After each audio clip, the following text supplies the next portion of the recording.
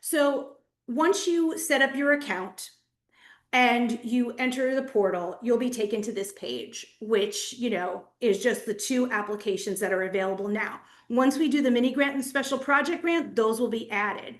Once these applications are closed, these will be removed. So just to avoid any kind of confusion.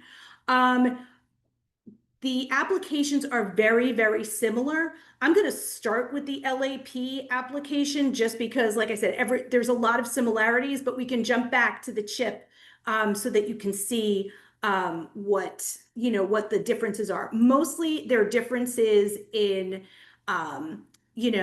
things like just narrative questions. Like you're not going to ask an arts question in a history grant. Let's start with the application. So you come here, you click on that. And this says, we found a progress in submission. Would you like to pick up where you left off? This is because I was testing it before. But I'm just going to start again for now. And then I'm going to save it. And then I'm going to go back so that you can see what that looks like. So it'll bring you to the landing page. There's a little bit of an introduction. Here is a link to the guidelines. And then the guidelines are also on the cultural and heritage pages of the county website. We also include them in the email blasts that we do, but you can access them here as well if you want to open it in a new tab and refer back and forth to the guidelines. And then you can hit next, or if you go up here, you can skip around to any of these, but we'll hit next first. So this brings you to part one, the organization summary. By the way, the questions really haven't changed too much from the paper and PDF versions that we've done in the past. So none of this is really going to be super new to you. It's really just the portal that's going to be new. And then all you do is start answering your questions. Now mine has an autofill, so we'll do that. Oh, look, pumpkin.com. That was my test website. Pumpkin's my cat. Your congressional district, your legislative district. I just put numbers in, and I'm putting nonsense numbers in now just so that you could see how it works. Then it's going to ask you for your to upload your IRS letter of tax exemption of your 501c3 status. For the CHIP grant, we also allow that the LAP grant is only GOS, so it's only going to be nonprofits. But for CHIP, we are allowing municipalities. So we would need, if it's a government, it would be resolution, but I'll show you the CHIP one in a minute. But let's just see what happens. So you click that and it'll bring you to your files folder.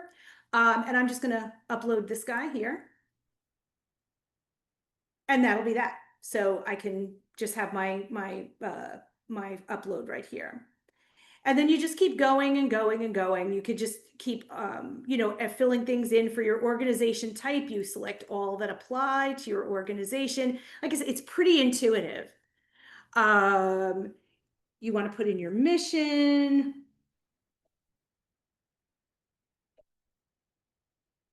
Let's see. And then we get to this question, because we've talked about long range and strategic plans. So does your organization have an officially adopted long range or strategic plan? I put yes, I have to upload my plan. But if I put no, it's going to ask me why. And you want to answer every question. I'm just going to put some nonsense text in there. And then you'll have to fill these in, amount of the grant request. Let's just put $1,000. Put I was a past applicant, 9. And then it will ask you these questions as well. Days open to the public, how many board members you have, how many full or paid time staff. If you don't have any full or paid time staff, you put 0. Just make sure you answer all of the questions. And it's the same thing that you've seen on any other application that we've done before, whether it was PDF or a Word document. So let's say I get to the end of this page, I'm going to save the draft. Okay, and I can change it. So I could put training, okay, and I'm going to save it. So it'll save the draft, it'll bring me back here. So I'm going to continue. and select draft to resume. So I'm going to do that. I'm going to select my draft and it's going to bring me right back. And this is what I mean by you can check. And it's like, okay, yes, so far it's kept all of the things that I've done already. And I can continue to the next. So I can either click next or I can go up to the top and go on to the narrative questions. Now, see this little guy here? It says the page has errors. And why would that be? Because I didn't fill everything in. It's not going to allow you to continue until you filled everything in.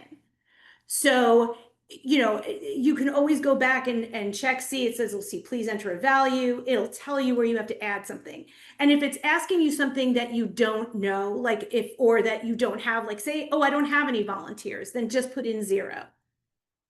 So you have to have a value for every single one. All right, before we go on to the narrative questions, does anyone have any questions so far? Are we good? I have a question.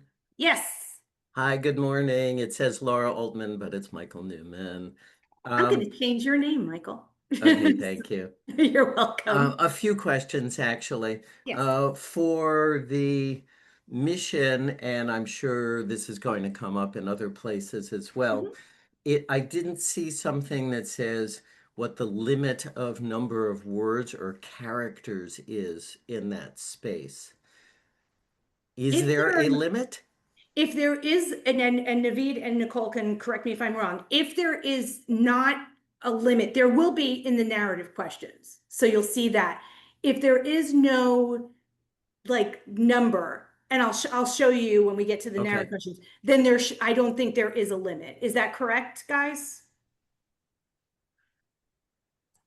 Yes, I believe so. I think for the body of text in certain sections, if they're, like you said, is a paragraph that you need to enter in, I believe that has a limit.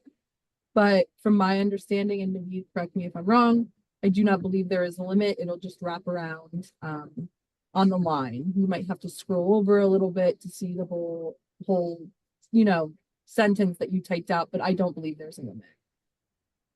Right. So this is Okay, the I know page. that some portals, what will happen as you keep typing, the font will get smaller and smaller.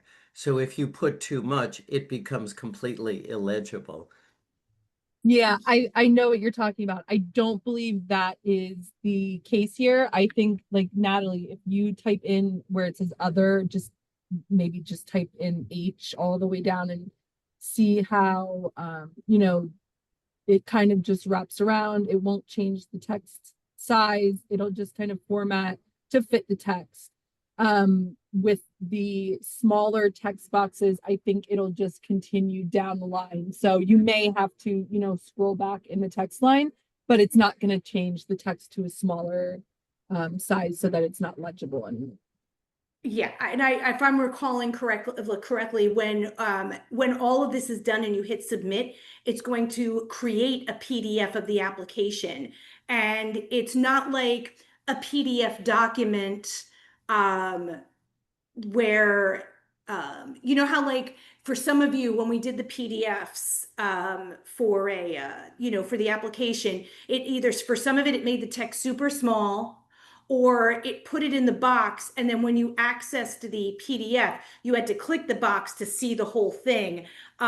This is just going to create a PDF where it just does the Everything's, yeah, narrative. you're correct. Yes. Okay. Great. And two other questions, please. I noticed that you were pointing out if there are errors on the page, you get the warning triangle and you have to address it. But Mhm. you said you can't go on to another page until this one is full. No, you can't submit it. So Oh, if you okay. go to But you can submit, continue.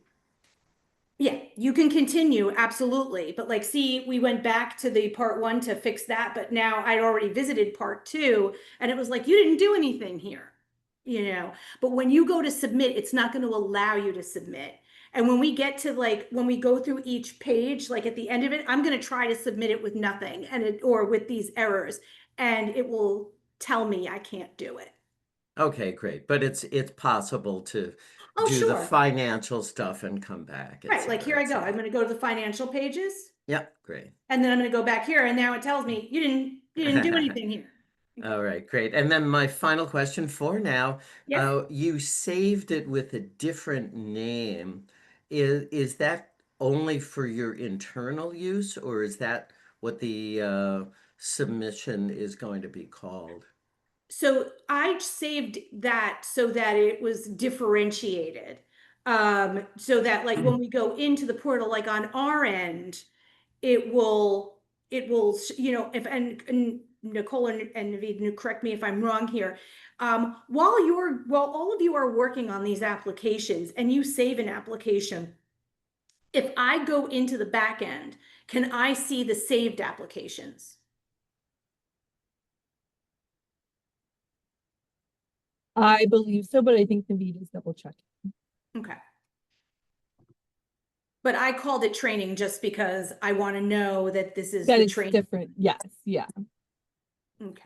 But for Natalie? our purposes, when we're completing or not completing, but when we're working on the application, would you recommend not changing the name in midstream once we get it going?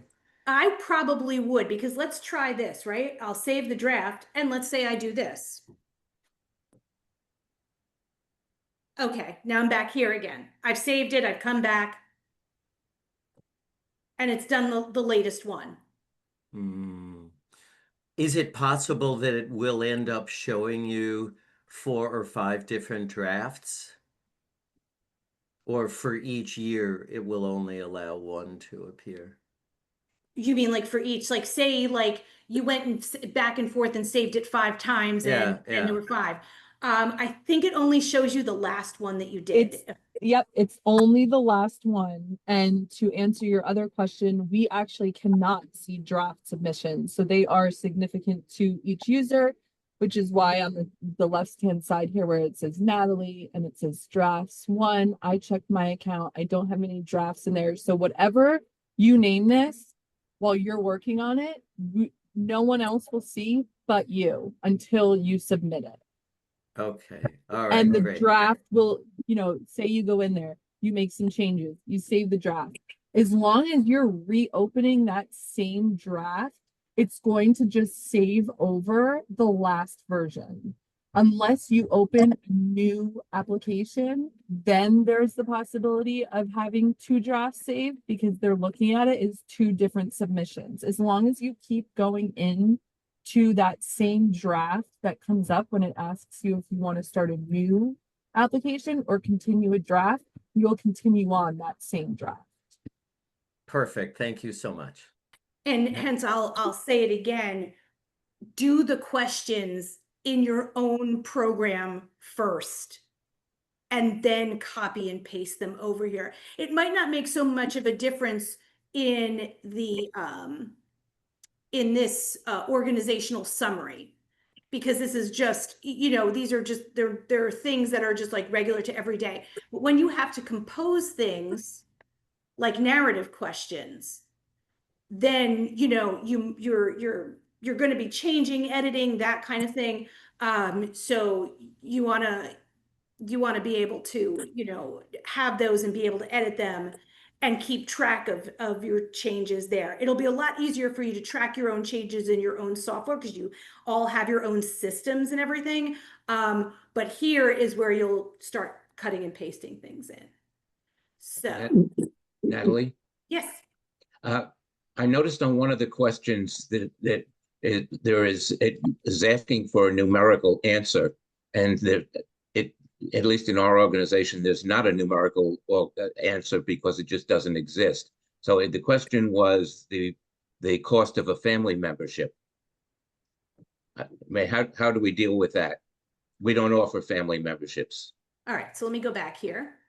I think when I set this up, or I should say when we set this up, we did it as text, not numerical. So let's go here. So let's just, membership fees individual. So let me do NA, and it was fine.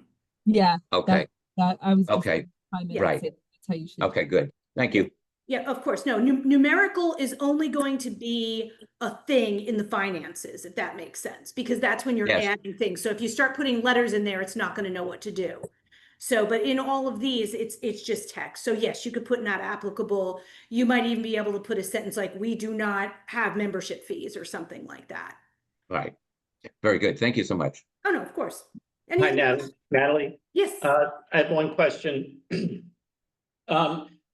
Can multiple people from the same organization basically use the same login? If they go on with the same email and password, it's fine to have multiple different people adding to the portal, correct? That is what I was thinking, is that like, It's if you the have like only your way. treasurer, I'm sorry, Nicole, go ahead. No, you were right. I just wanted to say yes, that is the only way to do that. Yeah. Right, So, but as long as we use the same email and password, 3 different people could be inputting information into the same draft in the portal. that is correct. Thank And you. that's what happens with Sarah, Catherine, and myself when we go into the state portal. Although we have separate accounts with Sage, it's a different platform, but we can both go in and she gets access granted. So we actually have to go through different steps to grant the access. So it's to whomever your organization grants access to that portal. If that makes sense, Jeff. I didn't really follow that, but Oh, it's I mean, basically you're Regina- deciding who gets access. yeah, I mean, Regina gave 2 people her access and said, go, feel free to use it. So the 3 of us can use it. Right, exactly. You know, Okay. and you know, I mean, I know this kind of goes without saying, but just, you know, make sure the people that you're giving the access to are those who you trust, and not someone who's going to go and delete all the answers and that kind of thing and whatnot. You know, it happens. That's the age we live in. So just, you know, make sure that like you're in control of who has access to your application. Okay. Got it. Okay. Any other questions before we move on to the narrative? Okay. So the narrative questions are very similar or the same as to what you've already been used to in our application. The only thing that might be different is that we've moved some of the elements around so that they make more sense, or they seem to make more sense where we've put them. So for your organizational overview, this one doesn't really have doesn't have a like a word count or a limit on it. But you're describing your organization, your goals, how your organization fills a community need, and then you can upload up to 3 pieces of support material right here. Usually we did that at the end with attachments, but we've pretty much put the attachments so that they follow where they would be most logical, if that makes sense. And then when we get into these questions, a support request. By the way, this used to be part of the finance charts, but we kept all of these together this time. Here's where you have your, Michael, to answer your question from before, where you have the word limit. And this is characters with spaces. But believe it or not, even though it says 7,500, that's pretty generous. It's allowing you to write about 3 pages, technically, you know. And like I said, when you copy and paste, if like say you copy you've written something and you copy and paste it, and you know, like say you're using Word and you do a character count with spaces, and it says you're at 6,000 characters with spaces, and the portal is like, no, you've used up all your words for the day. Let us know, because that would be something that's like a glitch in the portal. But this is just like to give you a limit on what you can write. For those of you who attended our panel of panelists, I guess it was last week, or maybe the week before, we talked about the length of answers and why that's important. And that's why those are in place. That's also something that's in place on Sage for us, for our grant applications as well. And it's not that I want to, you know, pass along suffering, because that's not what this is about. But succinctness does count, as our grant panelists are reading multiple applications, and succinctness works in your favor. So you'll type in whatever, the answers are. Again, I'm just typing in nonsense words or letters so that it eats the, it makes, it'll make it so that I've entered something in for everything. And then we get to board, staff, and volunteers. So here you're going to list your organization's board members. So I'm just gonna put myself, I'm the director, and I'm a non-voting. And then I'm just going to keep adding until I've added my whole entire board. If I want to delete someone, I can delete them. You want to remove the entry? Yes, I want to remove it. That person doesn't, isn't a part of things, or I made a mistake or whatnot. But just so that I have something there, and I'm non-voting. And then you're going to do your key staff and whether they're paid or volunteer. So if you don't have staff, and I understand some organizations will not have staff, but most of you have one or the other. Most of you have volunteers. So I'm just going to put myself again. And then I'll say that I'm a volunteer. And again, you just list it, and it's key staff and key volunteers. If you have 1,000 volunteers, you're not going to enter 1,000 people. It's the key ones that we want to see here. Natalie? Yes. Can I ask a question? So for the, does paid staff include consultants? Like if we've got a website guy and, we've got some other people who provide services, but they're not really staff. We've got a space for that. So Okay. they're not staff. These are, when you say staff, it's like the people who are like I would be staff. But let's say, like, for example, we're working on this Hunt History project now, and I've hired a consultant to do the web build for that. They're not my staff or a volunteer. They would be an outside consultant, but we have a space for that. So then here's where you would upload the resumes or bios of, people who are, of your key staff and your key volunteers, and your board. And then here is where if you've employed someone to do outside work for you, here's where you can upload their resume if it's relevant to your application. So Jeff, to answer your question, it's like you guys have hired staff. If it's part of when you, like, say when you're doing the finances, remember every part of the application complements itself. So if, and if you're, especially if you're general operating, I don't want to get too much into the weeds with like with applications. If that's a significant part of what you're spending grant money on, then you might upload their resume or their CV or, their support materials here because, hey, we're GOS, but we're using our funding to do a website build. Here's the credentials of the person who's doing it. Does that answer your question? Make sense? Yes. Yeah. Okay, great. And this is one of those pages where this is where there's going to be differences between the chip and the lap. And I'm just going to quickly save this and just hop over to the chip for a second, just so that you can see, for those of us who are, those of you who are applying for a chip grant, what that looks like. You're going to see it looks almost exactly the same, right? Remember, here's the introduction. Here's the chip guidelines. I can go to next. All of this is pretty much the same. The organization summary, the thing that's going to be different is the organization type. It's not going to have all the arts information here. It's going to have the history information. And then when you go to narrative questions, the organizational they're going to be slightly different. For example, in the organizational overview for LAP, it said, briefly describe your organization, how it fills the community. But for our history folks, it's going to be include how your organization expands public awareness of local history. So there's subtle differences between them, but you can see that it's pretty much the same between both. And we're trying to do that for continuity because as we, progress, I'm hoping that We get applicants from arts organizations applying to the history grant, history or applying to the art grant, etc. So I just wanted to make sure everybody saw that. All right, back to this guy. All right, and I'm gonna continue. All right, so that's the narrative questions. Any other questions on like the narrative questions from anyone?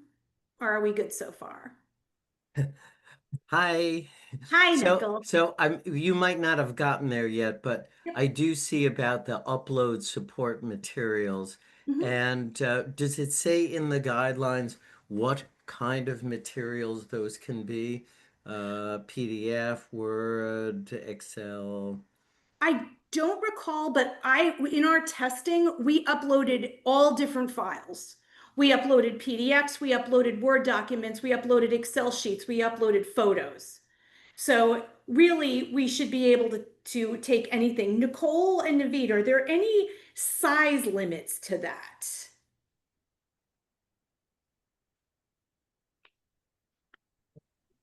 I have to double check to be 100% sure, but I do not believe there being any kind of warning in there that there was a size limit. And I don't think, what the support material, typically, the size of a document is not something to worry about with these kind of documents. I don't think there's going to be anything that if there was a limit, it would reach that limit, but let me get back to you on that to be 100% sure. Okay. Yeah, no, and I made a note of that as well because, like, for example, for those of you who are like, say, uploading a video, right? Or like for music, it would be like maybe an MP3 file or something like that. So I always tend to like err on the side of caution and like put like a PDF with a link rather than like the full-on MP3 file. I mean, that's a solution, but like you could try to upload the MP3 file, but we made a note of it to see if there are any size limits on that. But we uploaded lots of different kinds of documents and files, and we had no issues with them. I am going to pause here to say that because, and we also made the grants applications due it at the end of October. That was for a couple of different reasons. Number one was to give you guys time to get used to the portal. I know it's new, and also to give us a chance as staff to go through. Now, again, we're not going to read everybody's application, but we'll go through and make sure that every file is accessible, making sure that like there's no issues with missing answers. Although like we've set up the application so that it won't miss any, you won't miss any answers because it won't allow you to submit. But we just want to make sure that everything, you have enough time and that everything works properly. So we'll be supporting you throughout all of this as you go through, and we appreciate your patience with it. Are there any other questions on the narratives, or can we move on to the ADA checklist? I don't know. I don't hear any, so I'm going to move on to the ADA checklist. And here we are here. This is the same as the PDF that you were used to, except you just check off the answers. Now, some of them, like if you see this little asterisk, it means that depending on what your answer is, it's going to ask you for something. So, do you have an ADA plan? Sure, I do. I can upload a copy here. But I don't have an ADA plan. Why don't you have an ADA plan? We haven't had the time to do it. It's in progress. We're trying to figure things out. There's a lot of different things you can write there. It's going to give you spaces to to provide explanations as to why. So yeah, anytime you see this little asterisk, it's going to say, depending on your answer, you're going to have to do something. Have you attended an ADA technical assistant workshop? Sure, I have. When was the last one that you attended? No, I haven't. Okay, then that's that. So if you say yes, it'll ask you for the date. No? Okay, you haven't done it yet. And most of the questions, and it's a checklist, and we can go over ADA when we do the technical assistance workshop. there's many that are not applicable. There are very few that are just yes or no. And if you have any, like, let's say you go through and you really, like, you feel like, oh, this should have been, like, this one should have a not applicable on it. When you get down here, you can explain anything that you felt, you know, needed an explanation, or that if you felt like a question wasn't, you know, wasn't applicable to you, but you had to answer it, you could do that down here. Again, it's the same. This checklist has not changed. It's the same as the PDF versions that were in our prior applications. Anybody have any questions on the ADA checklist? And this will be exactly the same as on the chip as well. All right. Natalie, I just wanted to say the Sure. stars mean the fields are required, not that there's going to be a additional question, I believe. My bad. I'm sorry. Okay. I apologize for that. Okay. I was, you know, but some of the questions will, like, depending on whether you answer yes or no, this will pop up. Like, so for example, thanks, Naveed, when it says, do you have a board approved ADA plan, and you answer no, if you don't answer this question, then it's going to tell you have to answer the question at the end. Okay, gotcha. Thank you. And that actually makes sense, because there's going to be some things that it's just like, is it, you know, there's some things that are not required. So, all right, I'm going to move on to the financial information. And this is where I expect there's going to be questions, because this is quite different than the charts that you're used to. So there are instructions at the top. And it's the same, it's the same, but it's different. So we ask you for your expenses, we ask for income, we ask for in kind, it's just in a different format. And again, I would, you know, have this information in whatever format you usually keep it in, on your, you know, in your own records, and then either copy or paste or one by one put things into the system here. And the big difference with this is that prior to the online portal, we used to have our own categories, and you'd have to fit whatever your expenses or income was into our categories. In this way, it's whatever your records are, you can put it in as you do your own bookkeeping. So let's just go over an expense first. So in line one, you're going to record the expense source. So let's just say it's ticket sales. Or not, I'm sorry, that's expense. Let's say it's printing. I'm getting ahead of myself. I was getting into income. And let's say this year I spent $500 on printing. Then it's going to say that's this year, 2025, I spent $500 on printing. Projected expense. How much do I think I'm going to spend in 2026 on printing? Well, I did a lot of printing. I think I'm going to spend more, so I'm doing $1,000. And what portion of this projected expense will be paid with the 2026 lab grant, or the CHIP grant in this case, or in whichever case? Let's say I'm not using my grant to pay for printing, so it's 0, and that's one expense. Then I'm going to add another one. All right, so my expense source is, I put blah before, that was my test. But let's say it's not supplies. Let's say it's let's just put supplies. Okay, and my current expense this year is I spent $500 on expenses this year, but I need a lot more supplies next year, so I'm going to spend $1,000 on that. And this time, I am definitely going to use my LAP grant. I'm planning on using the LAP grant for that.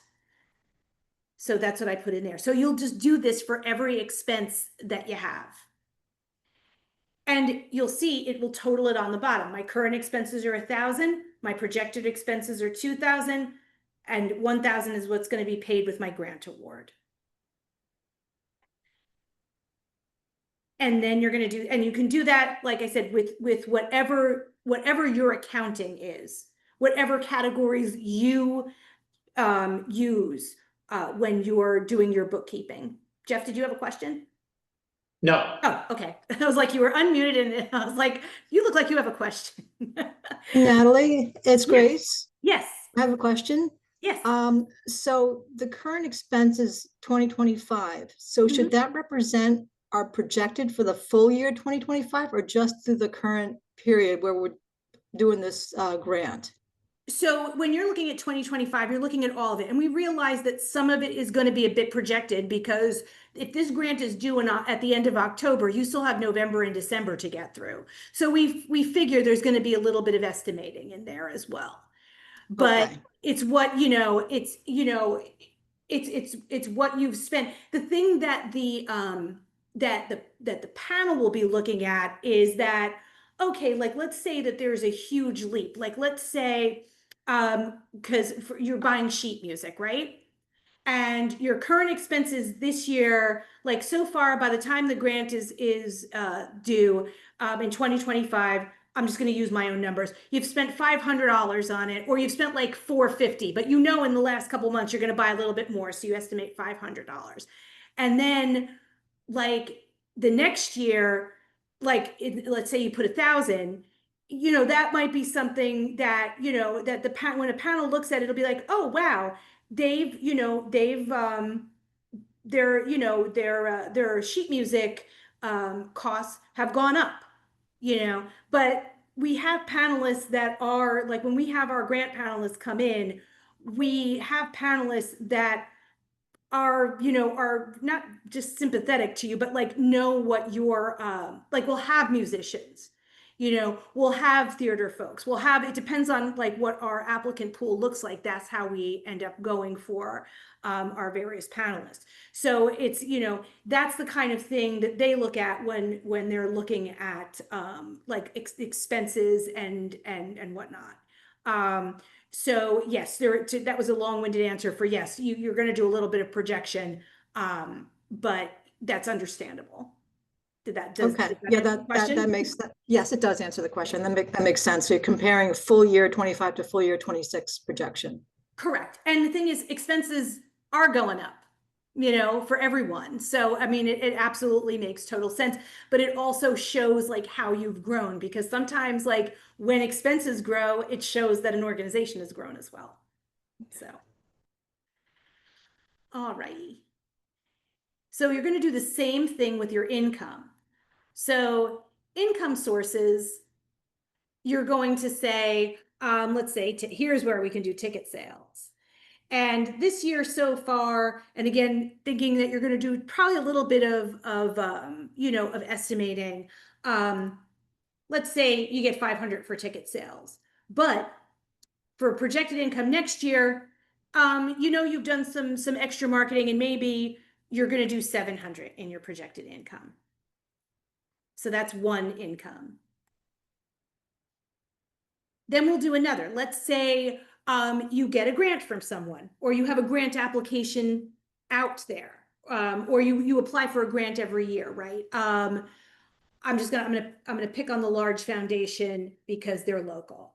So let's say you go and you get a grant from the large foundation, and this past year they gave you $1,000, not 10,000, $1,000, right? And you're going to apply to them again next year, and you've been a pretty regular applicant with them, and you expect that you're going to get something, so you're going to put that in for that. And it'll add up the same way. So here's your current income is 1,500, projected income 1,700, and then oh, your LAP award is based on what you've done up here in your expenses. Because remember, it's asking you what portion of your projected expense will be paid with your LAP award. And that will come down here as well. Does that make sense to everyone? I just want to make sure that and it'll be the same with the chip. But So, there's also, I'm sorry, Nat, but Yeah, there's sure. also a place where you say what the amount that you're applying for the lab. That's correct. And so it's in a couple of different places. So in the very beginning, in the organizational summary, you'll put what your request is. But in here, you're showing where you're spending that money. And that is what is used to calculate on the income page. It's So we not should make sure that that projected 2026 LAP award equals what we are requesting. correct. Everything matches up. Okay. Everything matches up. And that's an important aspect of the application, is that you want everything to complement each other. You don't want to contradict anywhere. And by the way, when you're doing your income, you're also going to add your LAP in there for, like, let's say here, I'm gonna add this, right? So let's say it's a lap grant. Okay. And this year you got $1,000. Okay. But this year you're asking for $2,000. You're going to put that in there. So that is your projected income, and it will address that as well. And the thing is, the panel is going to see that. They'll see that you applied last year, you got $1,000 last year. They're going to see this year as well, because 2026, it's your projected income. It's what you're expecting to get. Does that make sense to everybody? Yes, and one more question about course. that. Yeah, go for it. The current income, let's say for the LAP grant this year, 2025, Mhm. that's for what was awarded for the calendar year 2025, regardless of whether the payments have come in during that correct. calendar year or not. That is correct. Okay. Because you will, that money is on the books, you'll have received it. Right, because you get, like, I think it's 75-25. So if you got a $1,000 award, you don't get that final 25% until after your final report, but your full award is the $1,000. Gotcha. And then last but not least is in-kind contributions. And this is going to be just what you're expecting to receive in 2026. It's not going to ask you for what you've done in the past. It's only going to be for the what you think is going to happen. So let's say we put in volunteer hours, and this is in the guidelines. I believe the most up-to-date volunteer hours is like $33 an hour per volunteer. So let's just say with all of your volunteers, you have $10,000.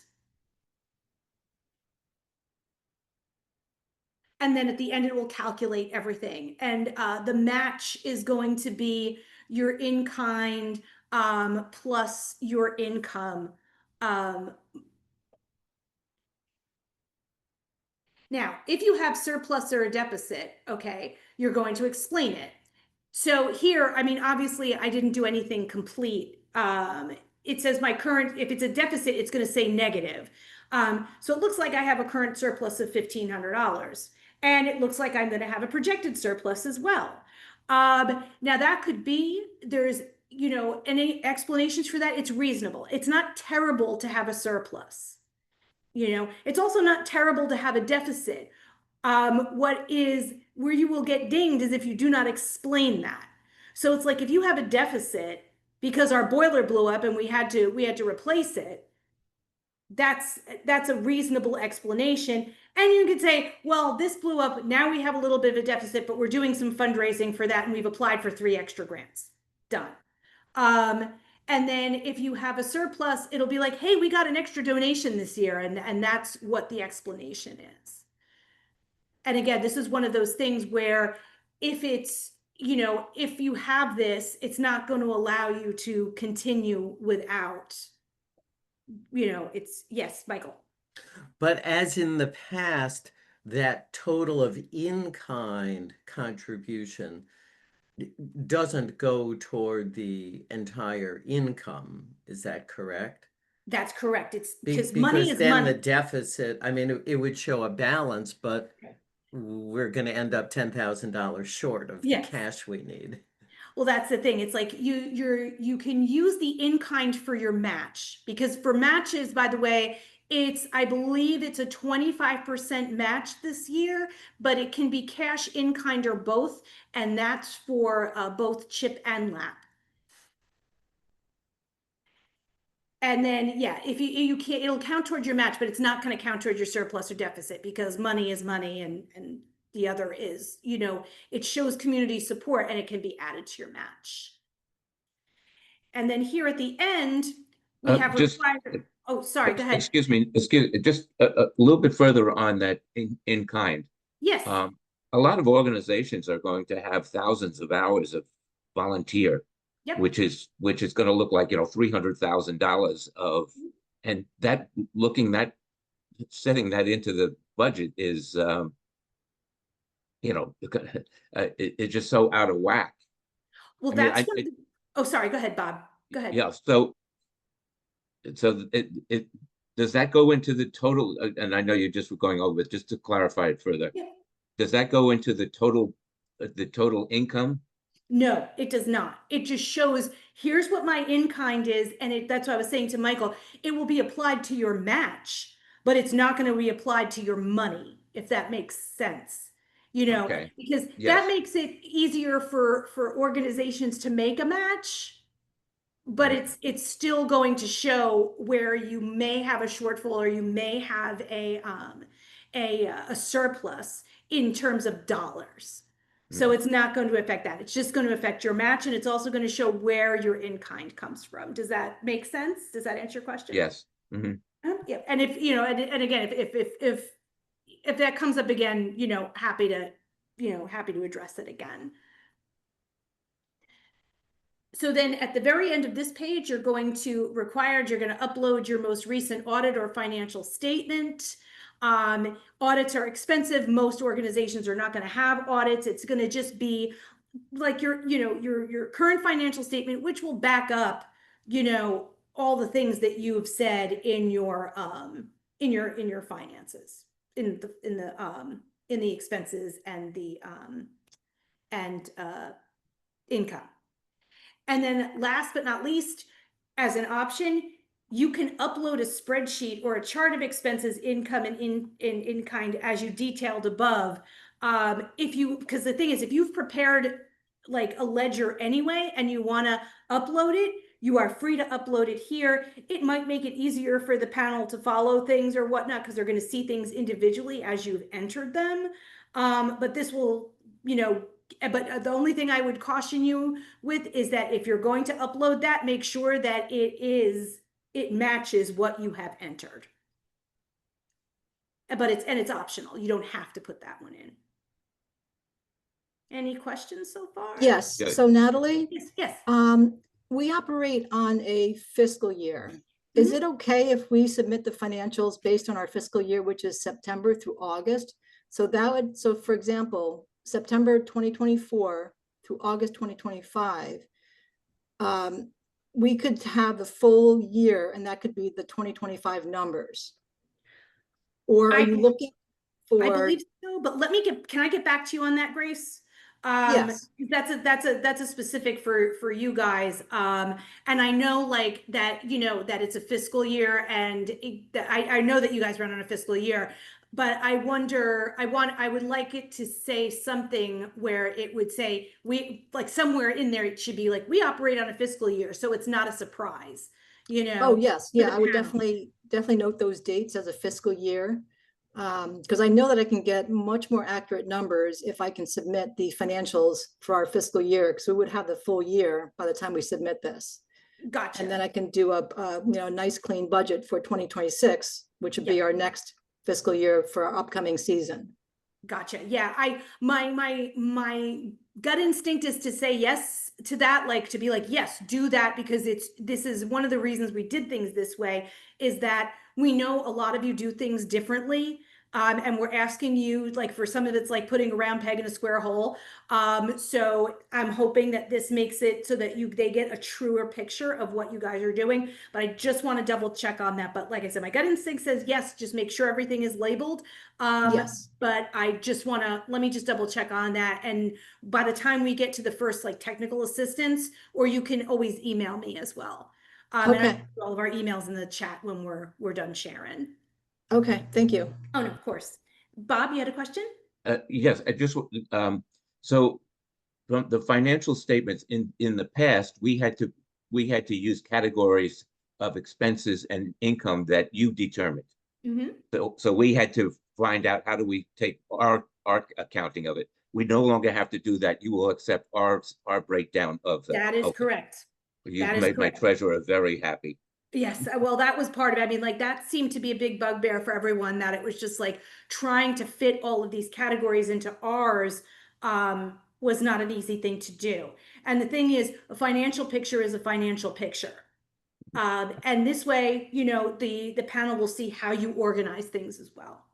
So, any other questions on the finance pages? Okay. And then last but not least is the application certification. This is super easy. It's the same as it always was. It's basically, I promise that this is the most accurate information to the best of my ability. And I promise that if, like, you know, if we get a grant and if any problems come up, we're going to notify you right away. And you know, we'll let you know that if the New Jersey State Council on the Arts or the Historical Commission gives us money, we'll let you know about that too. And then you just accepted and agreed.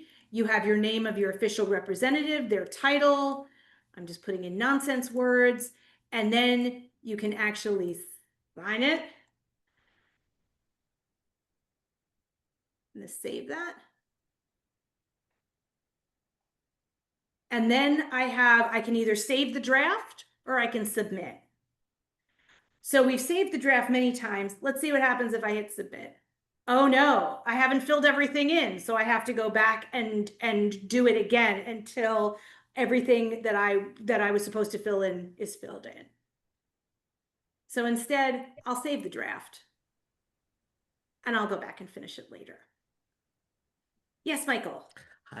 So this signature of the scrawl that isn't really going to look like a real signature replaces the Google certified or Adobe certified It's no, it's not. signature. It just it's your signature. It's like the signature of the person who's submitting, but it's not. Yeah, no, it's not one of those. I know what you're talking about. Like when you do an Adobe signature, it's like you have to save it with a password and all that other kind of stuff.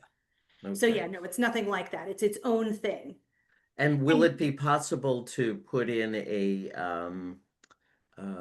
an image of a signature so that it actually looks like the real signature? Or is it just scrawl with a finger? So here, hold on, let me just go back. It's synced it with, let me clear it. So here, I mean, I could do, I'm just using my cursor. Oh God, that's awful. Right. Well, that's why I was asking if it will allow the image. Go help. I was to say, Nicole. Yeah, I know that sometimes I find within the county people have signatures saved to insert. So I mean, we could put in the option to upload a signature with this section, like it would just be above it or below it, if that is something that we think would be easier for certain people, especially if someone is submitting this on behalf of somebody else. It's definitely a possibility we could add an image upload to upload your saved signature. So we could make the adjustment. I personally, I mean, like, really, it's like the person who is submitting and the official representative and the signature should be all the same person. You know, personally, so I mean, like, I guess we could. I'm kind of leaning towards, if we do that, we could do it in the future. Okay. But for this one, I think since we've already released it, We'll and just by the leave way, it. once October 31st has passed and all the applications are in and whatnot, we are going to give you a feedback form for this and be like, what worked, what didn't, what, what would you like to see changed if we can change it? Because like I said, we're always looking at, what was easy about this or what was not easy about it. Because we're always looking to improve this experience for you and make this easier for you. Um, does that answer your question, Michael? Yes, yes, just one more clarification. Yeah, no, of So course. in the old days, we'd make sure that the application was all complete and then have the board president bring the piece of paper to the board president to sign. And then more recently, doing the Adobe official thing with the board president's signature. But now, we'll just get the board president's approval that yes, everything is fine, and then sign Okay. the name And- there. And we could, like I said, that could be something that could be a consideration for the future, but this is just, how it's set up now. And I believe in the guidelines, and also in the mini grant, it's like the submission of an application, means that you've done this. And it's not the end of the road for this either, as you all know, because we have our, once awards are made, we have a contract and it's a grant agreement and the application becomes an addendum to that. So, so there's all of that to consider as well. So there's plenty of time to like make adjustments and things like that. So. Okay, so I'm going to actually, How- oh, How yeah, would we, how do we print the entire blank application, or how do we print the completed application for review before submitting it? okay, so, I know once you, and Nicole, you can jump in here. Is there a way, for the applicants to download the application, like whatever they've done so far, and download that so that they can review it beforehand, or does that all have to be done online? Um, that's a good question. I believe, Natalie, can you scroll up to the top of this page here? Yep. Can you right click Where? on the page, just anywhere on the page with your mouse, right click? Click on print. Let's see how the format, if you were to just print it, comes. Yeah, that's how I had a feeling. I will look into that more. I don't know if Naveed has any background on that or information. I have a feeling that it's going to be all filled out online and you could download it when you're done, after Right. it's submitted. Mhm. But You other- could print each section if you go to each section and then just print the page that's from what the we just browser. tried to do, but it Oh, cut would it it let off. you? But it prints Can you show me prints the again, side, Natalie? it prints, looks like it prints the Right click on sidebar, the screen. which obstructs the a Hmm. portion of the application. Yeah, it cut it off because the bar is showing there.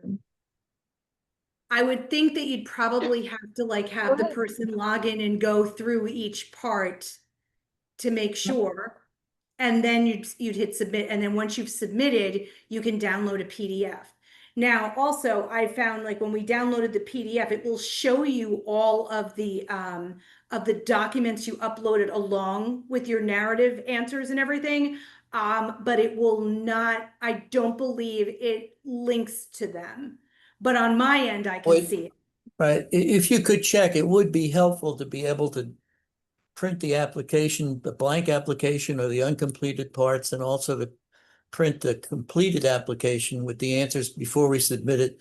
If there are more than one or two people participating in the preparation process, because it's going to be awkward to do it all online with a group of people looking at the screen and checking things. So if there's a way to do that and remove that sidebar, it would be very helpful. All right, we can look into doing that. Like I said, it's like most likely it's going to be that like you have your folks who are working on the application, they can log in and they can check it at any time. Um, and then, you know, once you submit it, you would get the PDF, but I made a note of that and we'll see what we can do Yeah, on that end for It, that. it would be really very helpful if we could just get a PDF of the blank unanswered application that we could share with the people that are doing the various parts, and they could see how their parts fit in. Okay, so I mean, one of the things, like I said, that you can do to do the application itself is, and this is what I do with with Sage, which is the states, is I go through every single page and I copy and paste the entire page into a Word document until I have the entire application in a Word document. I have to do some cleaning up of the text, but then what we'll do is for every answer, we'll have the question, and then I'll answer the question. I'll put like, you know, how many characters, and we've passed it back and forth. I mean, that's how we did the last round of like chip and lap when we worked on them for the state, was to have everything. Basically, we created our own of that. So you can go into every single one. For example, I'll do this one first. Hold on a second. So I'll go to organization summary and I'll just highlight all of that, right? And then I'll copy and paste that into a Word document. And then I'll fill all of that in and then go back. So you can actually copy every single one and have a paper copy of the application, you know, with you. So, oh, excuse me for one moment. Okay.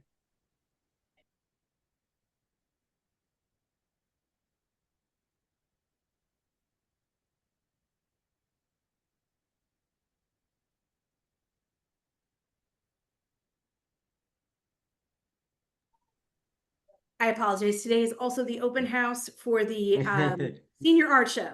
It started at 11. So, yeah. Yes, Michael. Just to throw in my 2 cents as well, I concur with the others that once we're done with everything, if it actually is becoming a PDF that is what gets submitted or what you see on your end, having that as a final review would be really helpful. I've had situations in the past with different foundations, where I thought everything was fine, and then going down the list of all of the links, I realized something was missing. And so just being able to see the final thing before hitting that final submit could be really helpful. Like I said, like we will definitely look into that. But in the meantime, here I will. Just pay attention. Yeah, no, well, not just pay attention, but you can make a paper copy or a Word document or Google Docs if you want to share Google, if you do Google Docs. You could copy and paste that into a Google Doc, have all of the questions and answers, and then, you know, and then you'll have to import them in. But also, Nicole, once something is submitted, can you reopen an application? Even No, manually? once it is submitted, it's submitted. Once it's submitted, it's submitted. Okay. So another question, and I'm just going to throw this out there. So let's say, for lack of a better way, Michael does all the things and he does it and he submits it and he's going through and he sees, oh my gosh, I forgot this, that, and the other thing. There's errors here, there's errors there. Can he, like with his PDF, do a new application and delete the old one?